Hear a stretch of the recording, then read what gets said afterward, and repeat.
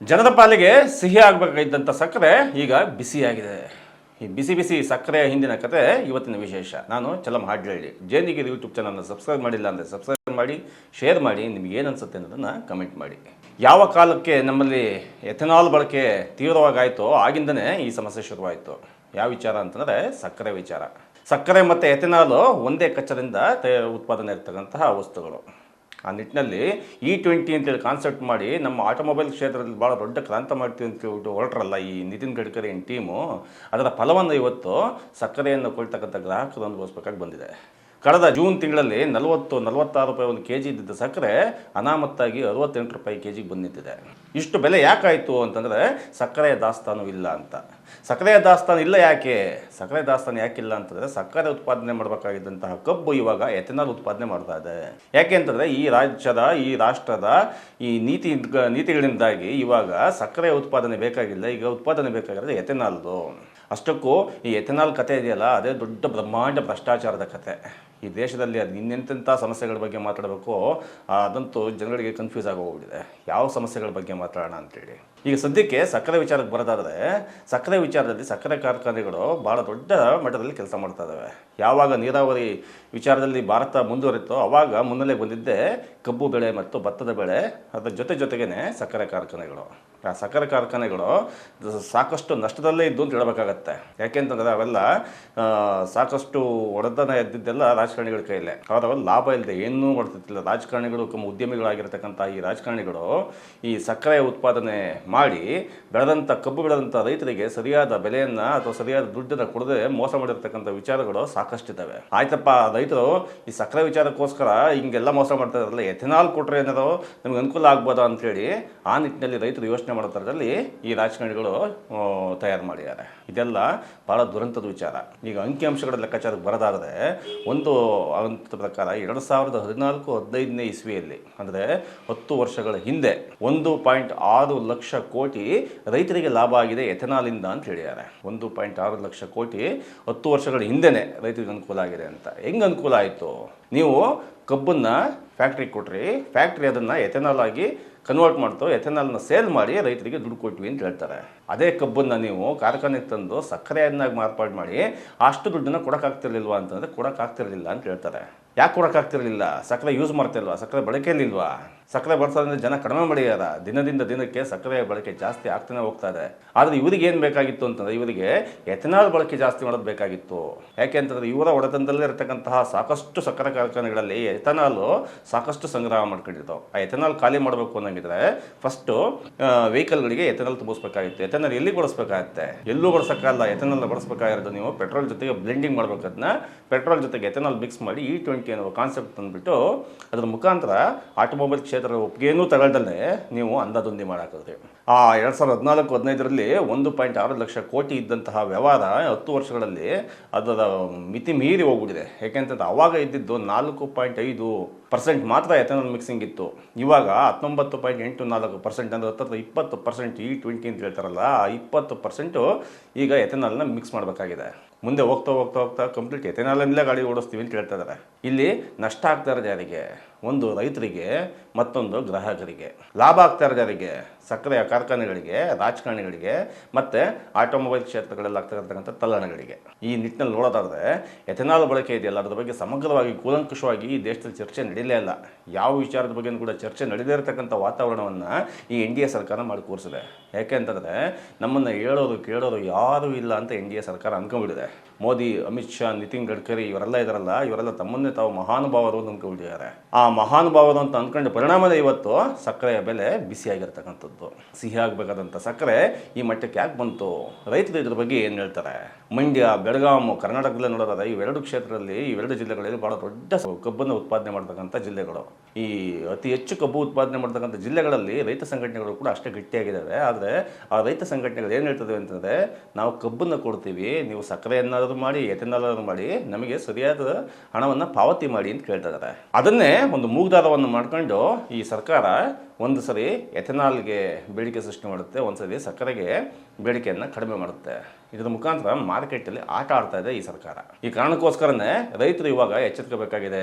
ನಾನು ಬೆಳೀತಕ್ಕಂಥ ಕಬ್ಬಿನಿಂದ ಈ ದೇಶದ ನೀತಿಗಳು ರೂಪಿತವಾಗ್ತದೆ ಅಂತಕ್ಕಂಥದ್ದು ರೈತರಿಗೆ ಮನವರಿಕೆ ಆಗಬೇಕು. ನಮಗೆ ಎಥೆನಾಲ್ನಿಂದ ನೀವು ದುಡ್ಡು ಕೊಡ್ಬಿಡಪ್ಪ, ಯಾಕೆಂತಂದರೆ ಸಾಕಷ್ಟು ಸಕ್ಕರೆ ಕಾರ್ಖಾನೆಗಳಿದಾವಲ್ಲ, ಇವೆಲ್ಲವೂ ಕೂಡ ಸಹಕಾರಿ ಸೆಕ್ಟ್ರಲ್ಲಿ ಇರತಕ್ಕಂಥವು. ಸ್ವಂತಹ ಸಕ್ಕರೆ ಕಾರ್ಖಾನೆ ಇರತಕ್ಕಂಥದ್ದು ಕಡಿಮೆನೇ. ಸಕ್ಕರೆ ಕಾರ್ಖಾನೆ ಸಹಕಾರಿ ಕ್ಷೇತ್ರದಲ್ಲಿ ಭಾಳ ದೊಡ್ಡದು. ಅಂದರೆ ಸಹಕಾರಿ ಕ್ಷೇತ್ರ ಅಂದ್ರೆ ನಂದು ಶೇರ್ ಇರುತ್ತೆ. ನಾನೊಬ್ಬ ರೈತನಾಗಿ ನನ್ನದು ಕೂಡ ಅಲ್ಲಿ ಪಾಲಿದೆ ಸಕ್ಕರೆ ಕಾರ್ಖಾನೆಯಲ್ಲಿ. ನೀವು ಅಲ್ಲಿ ಏನು ಉತ್ಪಾದನೆ ಮಾಡಬೇಕು, ಏನು ಉತ್ಪಾದನೆ ಮಾಡಬಾರ್ದು, ನೀವು ಎಷ್ಟು ವಹಿವಾಟು ನಡೆಸಬೇಕು ಅಂತ ನಿರ್ಧಾರ ಮಾಡೋದು ಏಕಪಕ್ಷೀಯವಾಗಲ್ಲ. ರೈತನಾಗಿ ನನ್ನ ಪಾಲು ಕೂಡ ಇರುತ್ತೆ ಅಂತ ರೈತ ಗಟ್ಟಿಯಾಗಿ ಮಾತಾಡಬೇಕು.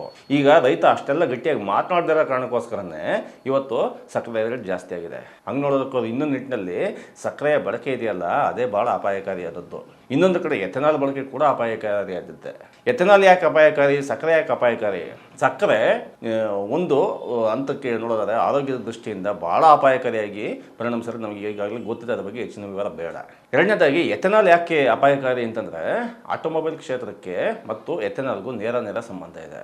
ಆಟೋಮೊಬೈಲ್ ಕ್ಷೇತ್ರ ಕೇವಲ ಭಾರತಕ್ಕೆ ಮಾತ್ರ ಸೀಮಿತವಾದ್ದಲ್ಲ. ಈ ಆಟೋಮೊಬೈಲ್ ಇದೆಯಲ್ಲ, ಇದು ವಿಶ್ವದಾದ್ಯಂತ ದೊಡ್ಡ ಮಾರುಕಟ್ಟೆಯನ್ನು ಹೊಂದಿರತಕ್ಕಂಥ ಕ್ಷೇತ್ರ ಒಂದು ಆಟೋಮೊಬೈಲ್ಸ್. ಆಟೋಮೊಬೈಲ್ ಕ್ಷೇತ್ರದಲ್ಲಿ ನಿಮಗೆ ಈ ವರ್ಷಕ್ಕೆ ಎಷ್ಟು ಬೇಕೋ ಅಷ್ಟೇ ಪಾರ್ಟ್ಸ್ಗಳನ್ನ ರೆಡಿ ಮಾಡಿ ಇಡ್ತಾರಲ್ಲ. ಇಂಜಿನ್ನ ರೆಡಿ ಮಾಡುವಾಗ ಇದು ಡೀಸೆಲ್ ಇಂಜಿನ್ನ, ಪೆಟ್ರೋಲ್ ಇಂಜಿನ್ನ, ಗ್ಯಾಸ್ ಇಂಜಿನ್ನ ಅಥವಾ ಎಥೆನಾಲ್ ಇಂಜಿನ್ನ ಈಗೆಲ್ಲ ಬೈಫರ್ಕೇಟ್ ಮಾಡಿ ಅವರು ತಯಾರು ಮಾಡ್ತಾ ಇರ್ತಾರೆ. ನಮಗೆ ಇವಾಗ ಪರೀಕ್ಷೆಗೆ ಬೇಕು ಅಂತೇಳಿ ಒಂದು 10 ಇಂಜಿನ್ನು 20 ಇಂಜಿನ್ ಎಲ್ಲ ಮಾಡಿ ಇಟ್ಕೊಳಕ್ಕೆ ಹೋಗಲ್ಲ. ಅವರು ಕೋಟಿ ಲೆಕ್ಕದಲ್ಲಿ ಇಂಜಿನ್ಗಳು ರೆಡಿ ಮಾಡಿರ್ತಾರೆ. ಮುಂದೆ 10 ವರ್ಷಗಳಿಗಾಗಷ್ಟು ಇಂಜಿನ್ಗಳನ್ನು ರೆಡಿ ಮಾಡಿ ಇಟ್ಟಿರ್ತಾರೆ. ಪೆಟ್ರೋಲ್ಗೆ ಅಂತಲೇ ರೆಡಿ ಮಾಡಿರ್ತಕ್ಕಂಥ ಇಂಜಿನ್ಗಳನ್ನು ನೀವು ಈಗ ಎಥೆನಾಲ್ ತುಂಬಿಸ್ತೀರಾ ಅಂತಂದರೆ ಆ ಗಾಡಿಗಳ ಕತೆ ಏನಾಗಬೇಕು, ಅದರ ಹೊರೆ ಯಾರಿಗೆ ಬಿಡುತ್ತೆ? ಅದು ಕೂಡ ಈ ಮಧ್ಯಮ ವರ್ಗದವರಿಗೆ ಬಿಡುತ್ತೆ. ಯಾರು ಬೈಕ್ ಓಡಿಸ್ತಾರೋ, ಯಾರು ಸ್ಕೂಟಿ ಓಡಿಸ್ತಾರೋ, ಯಾರು ಕಾರ್ ಓಡಿಸ್ತಾರೋ, ಯಾರು ಪೆಟ್ರೋಲ್ ತುಂಬಿಸಿ ಗಾಡಿ ಓಡಿಸ್ತಾರೋ, ಇವ್ರ ಮೇಲೆ ಬರೆ ಬಿಡುತ್ತೆ. ಅಷ್ಟಕ್ಕೂ ಎಥೆನಾಲ್ ಬಳಕೆಗೆ ಯಾರಿಂದ ಒಪ್ಪಿಗೆ ತಗೊಬೇಕು? ಆ್ಯಕ್ಚುಲಿ ತಗೊಬೇಕಾದ್ರೆ ಯಾರು ಅಂದರೆ, ವೆಹಿಕಲ್ಗಳನ್ನು ನಾವು ಓಡಿಸುವಾಗ ಇಂಧನ ಬೇಕಲ್ವಾ? ಇಂಧನ ಎಲ್ಲಿಂದ ಬರುತ್ತೆ? ನಮಗೆ ಇಂಧನ ಬರ್ತಕ್ಕಂಥದ್ದು, ಪೆಟ್ರೋಲ್ ಬರ್ತಕ್ಕಂಥದ್ದು, ಡೀಸೆಲ್ ಬರ್ತಕ್ಕಂಥದ್ದು ಎಲ್ಲವೂ ಕೂಡ ಅರಬ್ ಕಂಟ್ರೀಸ್ಗಳಿಂದ. ಅರಬ್ ಕಂಟ್ರೀಸಲ್ಲಿಂದ ನೇರವಾಗಿ ನಮಗೆ ಬರುತ್ತಾ? ಇಲ್ಲೇ ಇರತಕ್ಕಂಥದ್ದು ಟ್ವಿಸ್ಟು. ಯಾಕೆಂತಂದರೆ ಅರಬ್ ಕಂಟ್ರೀಸು ಮತ್ತು ಎಲ್ಲೆಲ್ಲಿ ಪೆಟ್ರೋಲಿಯಂ ಉತ್ಪನ್ನಗಳಿದಾವೋ ಅಲ್ಲೆಲ್ಲವೂ ಕಡೆ ಇಲ್ಲಿ ನಮ್ಮ ಸಾಮ್ರಾಜ್ಯ ಸ್ಥಾಪನೆ ಮಾಡಬೇಕು ಅಂತೇಳಿ ಅಮೇರಿಕಾದಂತಹ ರಾಷ್ಟ್ರಗಳು ಯುದ್ಧಗಳನ್ನೇ ಮಾಡಿದ್ದಾವೆ. ಏನಕ್ಕೆ ಯುದ್ಧ ಮಾಡಿದ್ದಾರೆ ಅಂತಂದರೆ ಕೇವಲ ಒಂದೇ ಒಂದು ಕಾರಣ, ಅಲ್ಲಿರ್ತಕ್ಕಂಥ ಪೆಟ್ರೋಲಿಯಂ ಉತ್ಪನ್ನಗಳಿಗೋಸ್ಕರ ಯುದ್ಧ ಮಾಡಿದೆ. ಈಗ ಅಷ್ಟೆಲ್ಲ ಯುದ್ಧ ಮಾಡಿ ಕೋಟ್ಯಾಂತರ ಲಕ್ಷಾಂತರ ಕೋಟಿ ಲೆಕ್ಕದಲ್ಲಿ ಯುದ್ಧ ಮಾಡಿಬಿಟ್ಟು ಅಷ್ಟೊಂದು ಜೀವಗಳನ್ನೆಲ್ಲ ತೆಗೆದುಬಿಟ್ಟು ಇವರು ತಮ್ಮಲ್ಲಿ ಅಷ್ಟೊಂದು ಪೆಟ್ರೋಲಿಯಂ ಉತ್ಪನ್ನಗಳನ್ನು ಹಿಡ್ಕೊಂಡಿರ್ತಕ್ಕಂಥ ಅಮೇರಿಕ ಈಗ ನೀವು ಪೆಟ್ರೋಲ್ ಉತ್ಪಾದನೆ ಮಾಡ್ಕೊಡ್ಕೊಂಡ್ರಪ್ಪ, ಪೆಟ್ರೋಲ್ ಬಳಸಕ್ಕೆ ಹೋಗ್ಬಿಡಿ, ಎಥೆನಾಲ್ ಬಳಸಿ ಅಂತ ಹೇಳಕ್ಕೆ ಏನಾದ್ರು ಸಾಧ್ಯ ಇದೆಯಾ? ಇದು ಒಂದಕ್ಕೊಂದಕ್ಕೆ ಇಂಟರ್ಲಿಂಕ್ ಇರತಕ್ಕಂಥ ವಿಚಾರ. ಅಮೇರಿಕಾದಂತಹ ದೊಡ್ಡ ಪೆಟ್ರೋಲಿಯಂ ಉತ್ಪನ್ನಗಳನ್ನು ಸ್ಟಾಕ್ ಇಟ್ಕೊಂಡಿರ್ತಕ್ಕಂಥ ರಾಷ್ಟ್ರಗಳು ಎಥೆನಾಲ್ನ ಬಳಸಿ ಅಂತ ಹೇಳೋದಕ್ಕೆ ಸಾಧ್ಯ ಇದೆಯಾ? ಇವೆಲ್ಲ ಅಂತಾರಾಷ್ಟ್ರೀಯ ಮಟ್ಟದಿಂದ ನಮ್ಮ ಮಂಡ್ಯದ ಭತ್ತದ ಗದ್ದೆ, ಮಂಡ್ಯದ ಕಬ್ಬಿನ ಗದ್ದೆಯಿಂದ ಹಿಡಿದು ಅಂತಾರಾಷ್ಟ್ರೀಯ ಮಟ್ಟದಲ್ಲಿ ಇರ್ತಕ್ಕಂಥ ಆಟೋಮೊಬೈಲ್ ಕ್ಷೇತ್ರದ ತನಕ ವಿಸ್ತರಿಸ್ಕೊಂಡಿರ್ತಕ್ಕಂಥ ದೊಡ್ಡ ಜಾಲ. ಅದರ ಒಂದು ಪಾರ್ಟೇ ಈ ಸಕ್ಕರೆ ಉತ್ಪಾದನೆ. ಈ ಸಕ್ಕರೆ ಉತ್ಪಾದನೆಯಿಂದಾಗಿ ನಾವು ಸಾಕಷ್ಟು ನೆಲೆಯನ್ನು ಕಂಡುಕೊಂಡಿದ್ದೀವಿ. ಯಾವಾಗ ಅಣೆಕಟ್ಟೆಗಳು ತಯಾರಾದವು, ಯಾವಾಗ ನೀರಾವರಿಯ ಸೌಲಭ್ಯ ಶುರುವಾಯಿತು, ಆವಾಗಲೇ ನಮಗೆ ಸಕ್ಕರೆ ಉತ್ಪಾದನೆ ಶುರುವಾಗೋಯಿತು. ಈ ಸಕ್ಕರೆ ಉತ್ಪಾದನೆಯಿಂದಾಗಿ ಸಾಕಷ್ಟು ರೈತರು ತಮ್ಮ ಜೀವನವನ್ನು ಕಂಡುಕೊಂಡಿದ್ದಾರೆ. ಆದರೆ ಸಕ್ಕರೆಯ ದಾಸ್ತಾನೇ ಇಲ್ಲ ಅಂತ ಹೇಳ್ತಿದ್ದಾರೆ ಅಂತಂದರೆ, ಈಗ ಇವರು ಎಥೆನಾಲ್ ದಾಸ್ತಾನು ಜಾಸ್ತಿ ಮಾಡೋಕ್ಕೆ ಹೊರಟಿದ್ದಾರೆ. ಎಥೆನಾಲ್ ಜಾಸ್ತಿ ಮಾಡೋದ್ರಿಂದ ಏನಾಗುತ್ತೆ ಅಂತಂದರೆ, ನೇರವಾಗಿ ಸುತ್ತಿ ಬಳಸಿ ಇನ್ನು ಕೆಲವೇ ವರ್ಷಗಳಲ್ಲಿ ನಮ್ಮ ಮೇಲೆ ಹೊಡೆತ ಬಿಡುತ್ತೆ ಅನ್ನೋದನ್ನು ರೈತರು ಮನಗಣಬೇಕಾಗತ್ತೆ. ಯಾಕೆಂದರೆ ಎಥೆನಾಲ್ ಕೂಡ ಒಂದು ಕಾಲಿಗೆ ಫೇಲ್ಯೂರ್ ಆಗುತ್ತೆ.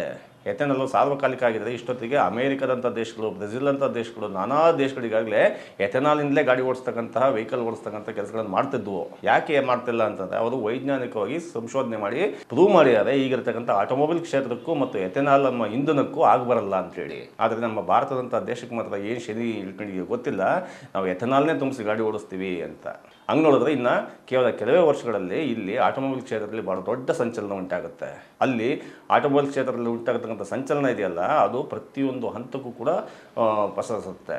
ಅದು ಟ್ರಾನ್ಸ್ಪೋರ್ಟೇಷನ್ ವಿಚಾರ. ಅದು ಒಂದೇ ಒಂದು ದಿವಸ ನೀವು ಬಸ್ ಸ್ಟ್ರೈಕ್ ಮಾಡೋದು ಎಷ್ಟು ಗೊಂದಲ ಆಗುತ್ತೆ, ಒಂದೇ ಒಂದು ದಿವಸ ನೀವು ಲಾರಿ ಸ್ಟ್ರೈಕ್ ಮಾಡೋದು ಎಷ್ಟು ಗೊಂದಲ ಆಗುತ್ತೆ, ಒಂದೇ ಒಂದು ದಿವಸ ಆಟೋ ಚಾಲಕರುಗಳು ನಾವು ವಾಹನ ಓಡಿಸೋದಿಲ್ಲ, ಆಟೋ ಓಡಿಸೋದಿಲ್ಲ, ಅದು ಎಷ್ಟು ಡಿಸ್ಟರ್ಬೆನ್ಸ್ ಆಗುತ್ತೆ. ನಾವು ಅಷ್ಟು ಹೊಂದ್ಕೊಂಡ್ಬಿಟ್ಟಿದ್ದೀವಿ. ಈಗ ಆಟೋಮೊಬೈಲ್ ಕ್ಷೇತ್ರದ ಜೊತೆ ಅಷ್ಟು ಸುಲಭವಾಗಿ ಆಟ ಆಡೋಕ್ಕಾಗಲ್ಲ. ರಾಷ್ಟ್ರದ ನೀತಿಗಳನ್ನು ಕೂಡ ರೂಪಿಸುವಾಗ ಯೋಚನೆ ಮಾಡಿ ರೂಪಿಸ್ಬೇಕಾಗತ್ತೆ.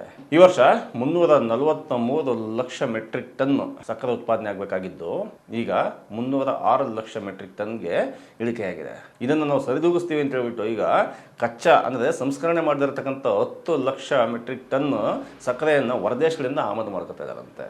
ಒಂದು ಕಾಲದಲ್ಲಿ ಭಾರತದಿಂದನೇ ರಫ್ತು ಮಾಡ್ತಿದ್ದಂಥ ಸಕ್ಕರೆಯ ಪ್ರಮಾಣ ಎಲ್ಲಿ, ಇವಾಗ ಬೇರೆ ದೇಶದಿಂದ ನಾವು ಸಕ್ಕರೆ ತರಿಸ್ಕೊತಿದ್ದೀವಿ ಅಂತ ಹೇಳ್ತಕ್ಕಂಥ ಈ ಪ್ರಮಾಣ ಎಲ್ಲಿ. ಅದರ ನಡುವೆ ಸಕ್ಕರೆ ಕಾರ್ಖಾನೆಗಳು ಉದ್ಧಾರ ಆಗಿದ್ದಾವೆ, ಸಕ್ಕರೆ ಕಾರ್ಖಾನೆಗಳು ಬಾಗಿಲು ಮುಚ್ಚೋ ಸ್ಥಿತಿಗೆ ಬಂದಿದ್ದಾವೆ. ಆ ಬಾಗಿಲು ಮುಚ್ಚೋ ಹೊತ್ತಿಗೆ ಅಲ್ಲಿ ಎಷ್ಟು ಕೊಳ್ಳೆ ಹೊಡ್ಕೋಬರೋಣ ಅನ್ನೋ ಕಾರಣಕ್ಕೋಸ್ಕರನೇ ಈಗ ಎಥೆನಾಲ್ ಬಳಕೆ ಮುಂದಕ್ಕೆ ಬಂದಿದೆ. ರೈತರುಗಳು ಜನಗಳು ಬೇಗ ಎಚ್ಚೆತ್ಕೊಳ್ಳದೆ ಹೋದರೆ ಈಗ ಆಗಿರ್ತಕ್ಕಂಥ ನಷ್ಟಕ್ಕಿಂತ ದುಪ್ಪಟ್ಟು ನಷ್ಟವನ್ನು ಜನ ಅನುಭವಿಸ್ಬೇಕಾಗತ್ತೆ. ಸಕ್ಕರೆ ತಿನ್ನೋದು ಬಿಡೋದು ಬೇರೆ ವಿಚಾರ, ಎಥೆನಾಲ್ ಬಳಸೋದು ಮಾತ್ರ ಇದೆಯಲ್ಲ ಅದನ್ನು ಕಡಾಕಡಿತವಾಗಿ ನಾವು ಬಳಸೋದಿಲ್ಲ ಅಂತ ಹೇಳಬೇಕಾಗತ್ತೆ. ಅದರ ಮುಖಾಂತರ ಸಕ್ಕರೆಯ ಬೆಲೆ ಇದೆಯಾ ಮತ್ತು ಸಕ್ಕರೆ ಉತ್ಪಾದನೆ ಇದೆಯಲ್ಲ ಅದನ್ನು ಒಂದು ಸಮಸ್ಥಿತಿಗೆ ತರಬೇಕಾದಂಥ ಜವಾಬ್ದಾರಿ ನಮ್ಮೆಲ್ಲರದಾಗಿದೆ. ಆ ನಿಟ್ಟಿನಲ್ಲಿ ನಾವೆಲ್ಲ ಕೆಲಸ ಮಾಡ್ತೀವ, ಆ ನಿಟ್ಟಿನಲ್ಲಿ ನಾವೇನು ಚಿಂತನೆ ಮಾಡ್ತೀವ, ಇಲ್ಲ ಬರೀ ಜೈ ಮೋದಿ ಜೈ ಡಿ ಕೆ ಶಿವಕುಮಾರ್ ಅಂತೇಳಿ ಬರೀ ರಾಜಕೀಯದಲ್ಲೇ ಕಾಲ ಕಳಿತೀವ. ಇದನ್ನೆಲ್ಲ ಮುಂದಿನ ಕಾಲದಲ್ಲಿ ನಿರ್ಧಾರ ಆಗುತ್ತೆ. ಅಲ್ಲಿ ಕಾದು ನೋಡೋಣಂತೆ. ಧನ್ಯವಾದಗಳು.